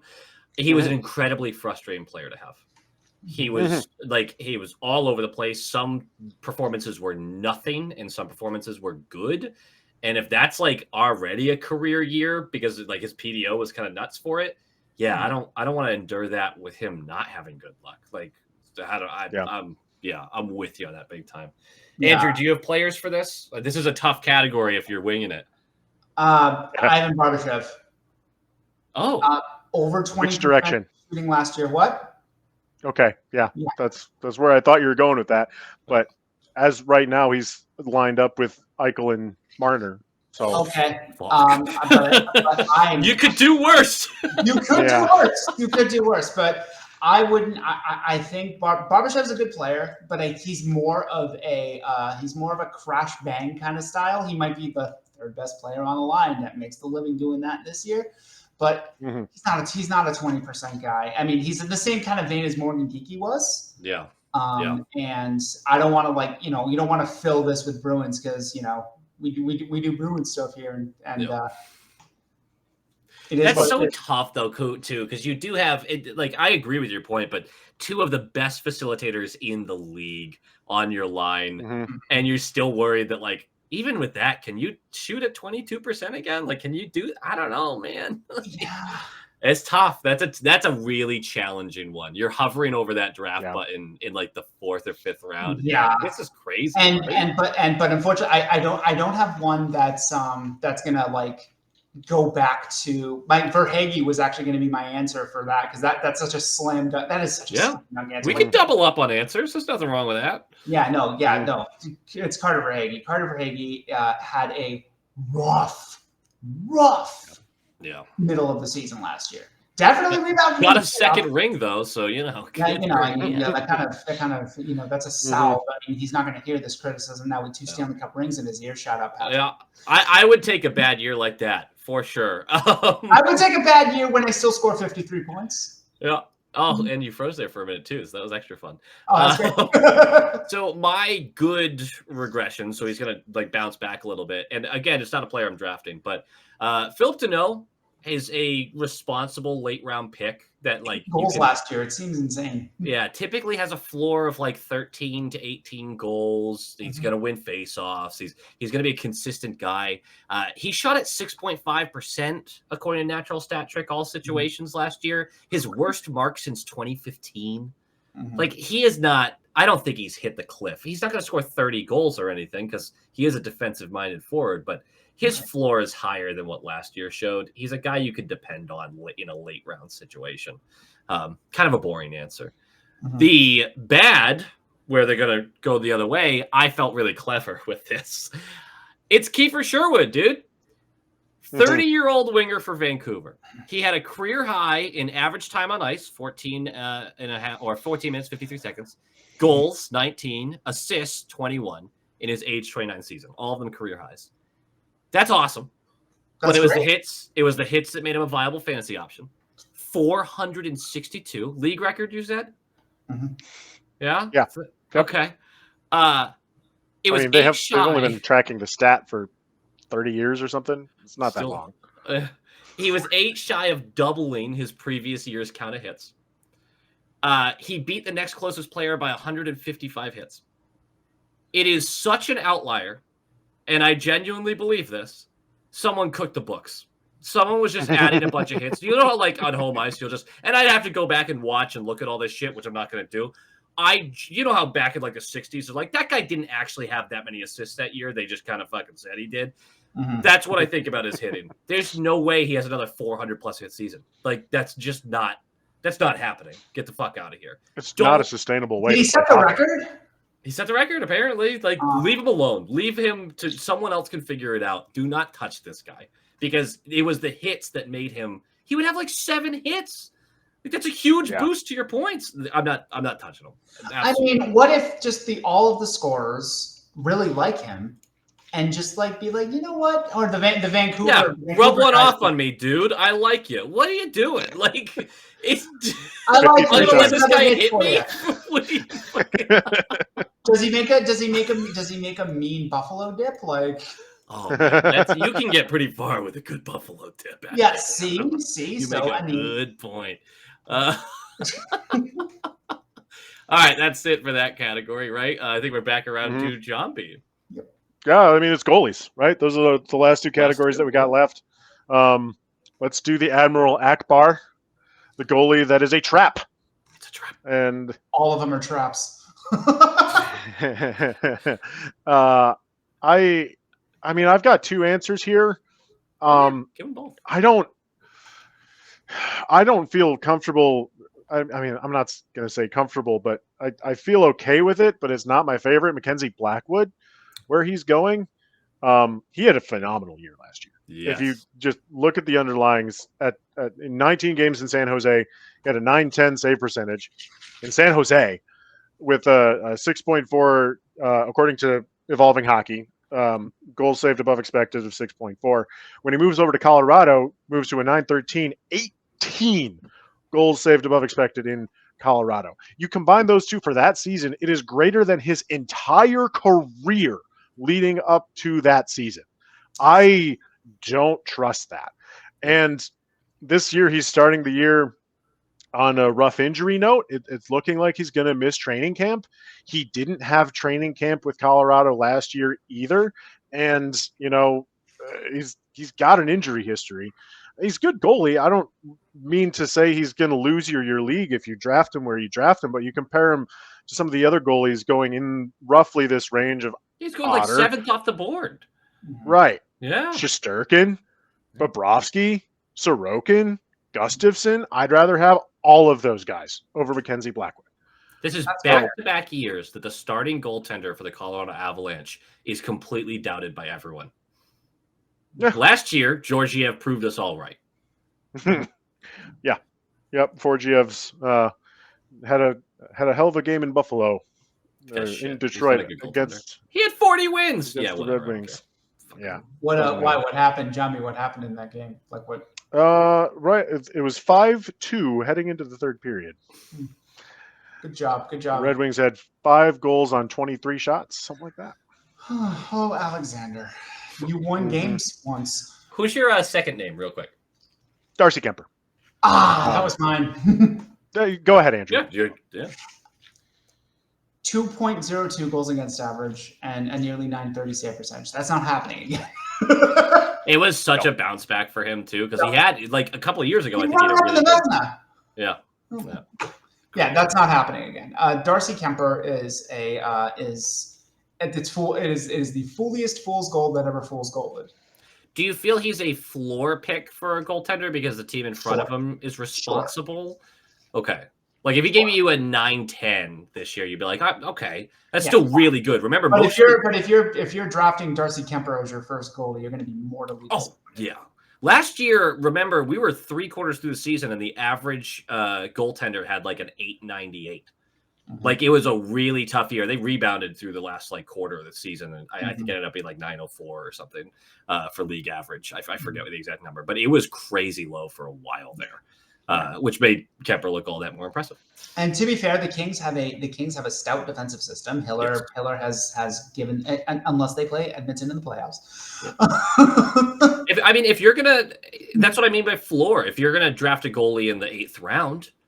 If they last, that's fine. 8th feels really far, actually. That's but like fine, in the 6th round, you're still pretty happy with Kemper. But if you're going by 24, 25 stats, it's like okay, I haven't had a goalie yet. Kemper's still available. He cannot be the first goalie that you pick. Yeah, he can't. In like the first couple of rounds. If he's the first goalie you take, you're probably in trouble, even if it's in the 6th round. Yeah. Like you probably don't have a second goalie to take. Yeah. I also had 2 answers. Also 35. Oh so. Wow, is he really? Yeah, he's been in the league for a long time, man. He has been on IR in some form or fashion 3 times in the past 4 years. Oh, that I do remember, actually, yeah. I also had 2 answers for this. Luckily, one of mine was Blackwood, so it's fine. I don't have to explain that again. The other one is Saros. It's been 2 years in a row of a steady decline. It's more about his situation than anything else. I think Nashville's going to be bad defensively again. Barry Trotz is a hockey executive terrorist. If Saros... I don't think he's very good at that job. Hot take. I don't think he is either. Hottest take that you could give. If Saros is available in the 3rd round, like, yeah, right, absolutely. I'm not taking him in the first 2 rounds. Fuck that. He's going to get a billion starts, and if they rebound, it's going to be an awesome pick. But I'm not taking that risk. I watched the last 2 seasons. I watched whoever took him in the first 8 picks just be so pissed off they did it. It was a league ruiner. Like you can't win your league in the first round, but you can lose it, and that's a good way to do it. The next section we're going to talk about is goaltenders voodoo. Saros, I'm not taking the risk right now, especially with an undersized guy in general. I know he's had great seasons, but I don't like that Nashville team in front of him. Yeah, hard to disagree. I mean, just coming up from the past couple of years, if you're just a volume league, then it's a justifiable pick. But don't let that guy be your first goaltender taken. You just can't. Or just don't let it be in the first round. Like if he's your first guy off the board, but it's late, fine. Not late, but like a few rounds later. But in the first round, there's too much value elsewhere with better 100%. Situations. Oh, 100%. Yeah. All right, Andrew, what's our last one? Goalies are voodoo. Can we go good or bad? Is it good or bad? Yeah, I mean, sure. Voodoo is sexy. This is the sexy voodoo, right? This is sexy voodoo. So save voodoo, the big titty goth girls. You see that note in there? That's titty goth girls. For sexy voodoo, this will bleed more into what I think the team is going to do. I think the Mammoth have a very good chance to be very good. Karl Vellmenka. I have been a Vellmenka truther for years. I'm with you. Love there. this pick. I am. Yeah. Love this pick. Love. He had a tough year a couple of years ago. Definitely rebounded last year. It's actually funny because 2 years ago Vellmenka was great. 2 years ago Ingram was great. Then Ingram was asked. Now Vemelka's great. Like they're just swapping. They put Ingram on waivers today. Did they waive him today? Yep. Mm-hmm. That was planned. Yeah. Hopefully, waivers. He went through the assistance program. You know, Oh, he God seems willing, like such a he great got the help, whatever he guy. needed. Yeah, That for sure. sucks. Yeah, but they're going to give him a chance to get on his feet, which is good on them. Mm-hmm. Yeah. But are you okay, Ian? I'm just sad. Yeah. And Ingram was a guy I liked rooting for. You know. Yeah, exactly. And Karl Vomeka, I think, is somebody that not a lot of people think about, because how many times have you thought about the Utah Mammoth in this video? Like, not many. Not in a positive light. Yeah, I know. I mentioned Paterka, and that's it. Yeah, exactly. He'll face a lot of shots. Jambi will face a lot of shots, and he will stop a lot of shots. He will fill your coffers. Yeah. So if you find yourself having an opportunity to draft Karl Vomeka, and maybe you're a little bit thin on goaltending, definitely take him. What's the ADP there, Jambi? Or do you still have that up? Yeah, I'd have to of look pressure on Jambi. No, it's all good. It's it's just a couple of clicks that I got to do. Jambi's the ombudsman. Oh, Jambi, much like how he moderates the Discord, is just the guy in charge. You know, I'm so excited for him being our veto master this year, because trades should be allowed. 160. Yeah, that's awesome. No. Yeah, I draft him there. Absolutely. Yeah, 100%. My guy actually goes 2 spots later. It's John Gibson. Homer pick. We love a homer pick. Yeah. It's a total homer pick. Yes, 100%. But so. This is, if we just discount everything you know about Steve Yzerman getting goaltenders, just forget about that for a second. He's last year was a resurgent year. It was a 9-12 in 29 starts. He was atrocious the 2 prior years, but this has been a guy who we've seen steal games. We've seen steal postseason games.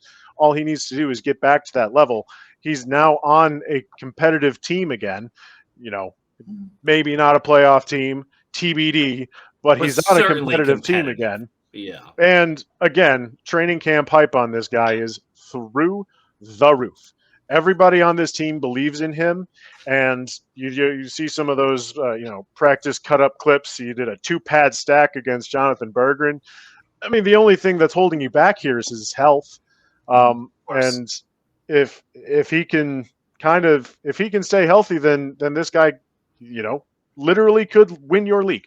Yes, if he gets 50 starts and gets a 9-10 and brings the Detroit Red Wings back to the playoffs, then John Gibson is the critical component in all of that. So, the upside is there. And at 160, 161, you take that swing. Yeah, 100%. Those are the goalies there that you're just like, oh, I'm hoping you pop off. Mm-hmm. I think Vejmelka and Gibson are the two that have like a real path to it.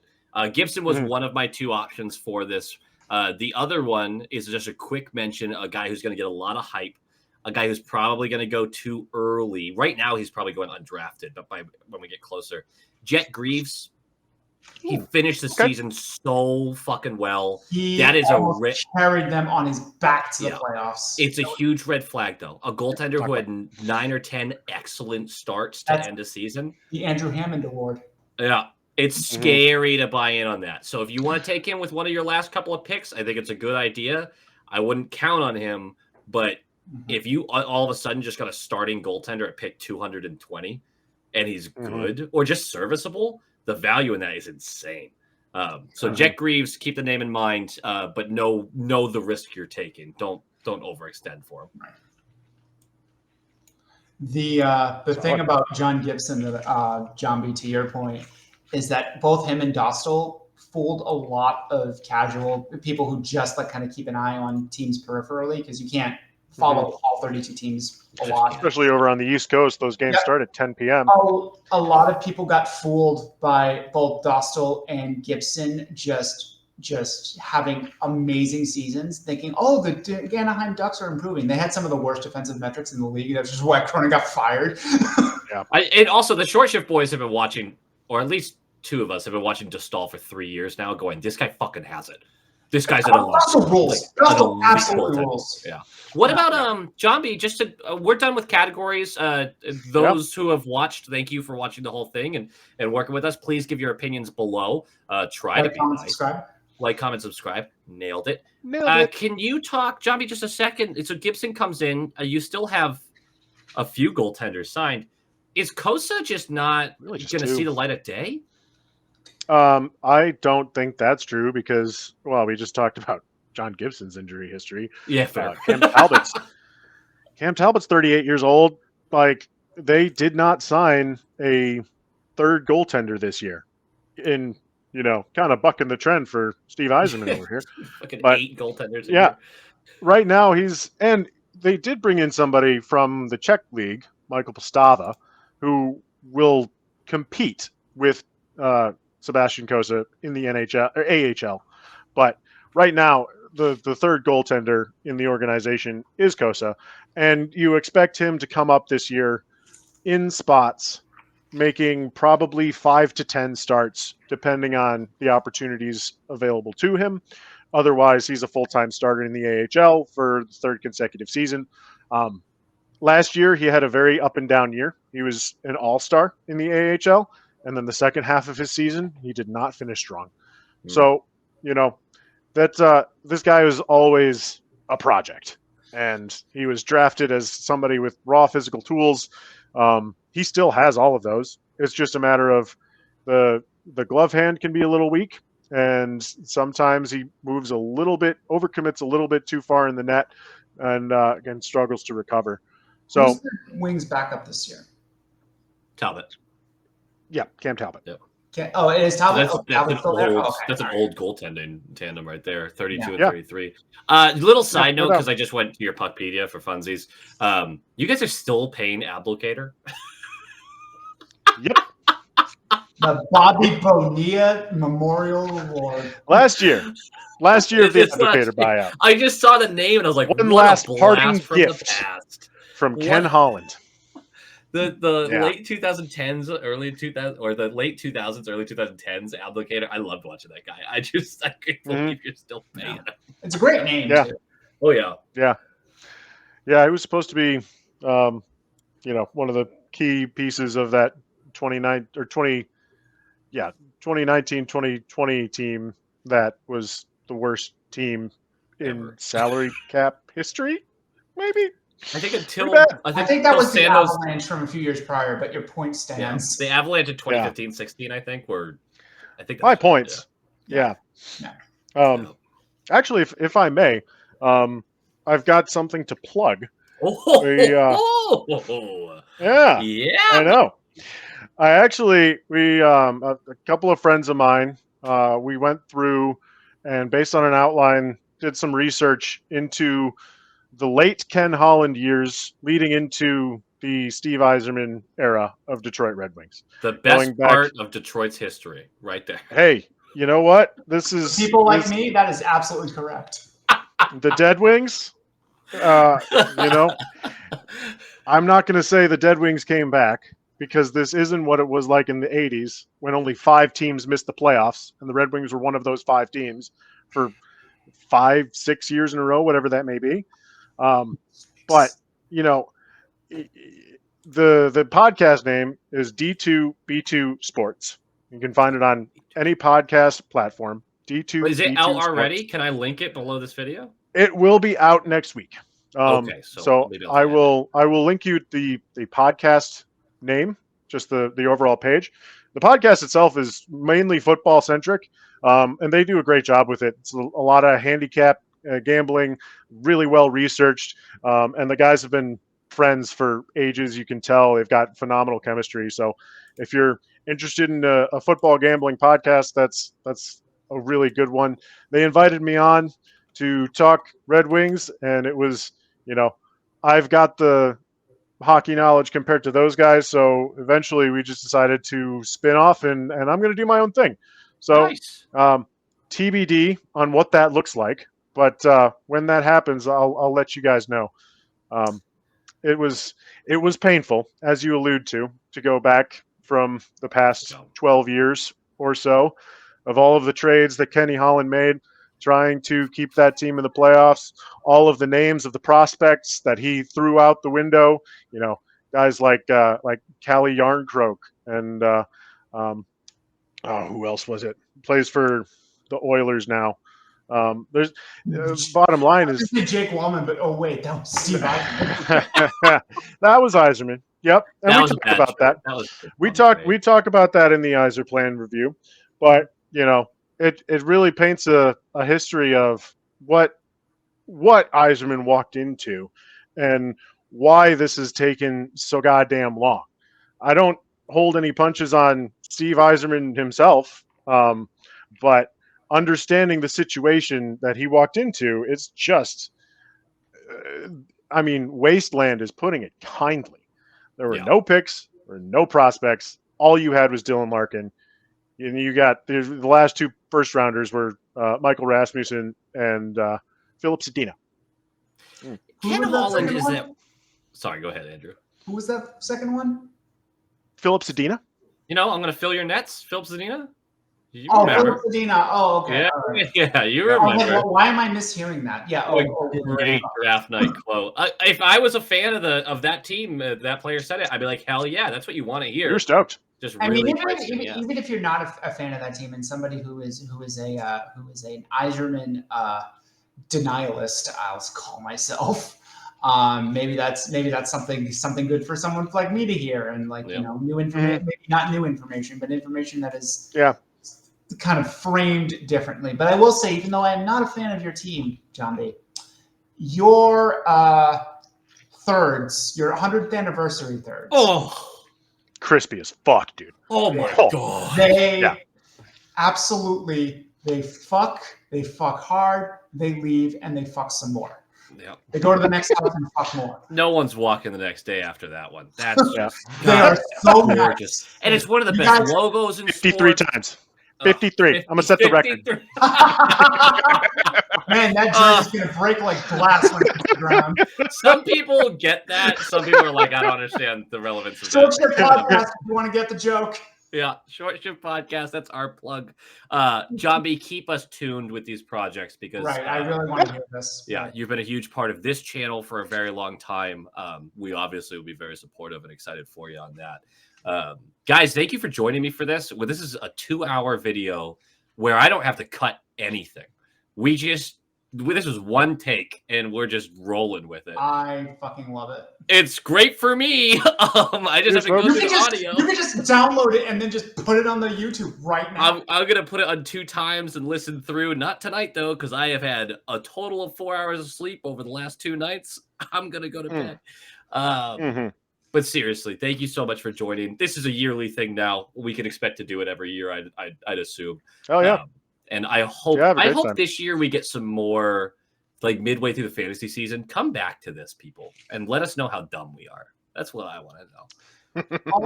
or guys, do you want to do like a mid-season check-in, maybe during the Olympic break? That also makes a lot of sense. Andrew, the idea guy. Let's do it. Yeah. Let's I have a sneaking suspicion that Jambi might be involved in a few videos this year. Who knows? Who knows? Hey, man. My schedule's open. My dream is to be involved in an actual local call skit this year. That's my goal. We gotta make that happen. We'll find a way. Yeah. We'll find a way. When we go to a BC game, that's what we're gonna do. Yes, baby Bruins, baby. All right, boys. This is where I will end the recording. But thank you so much for joining. And Jambi, will you give us a go bees if we do go bees? Of course. All right, great. Go bees. Go bees. Go bees. Bees. Thanks, guys.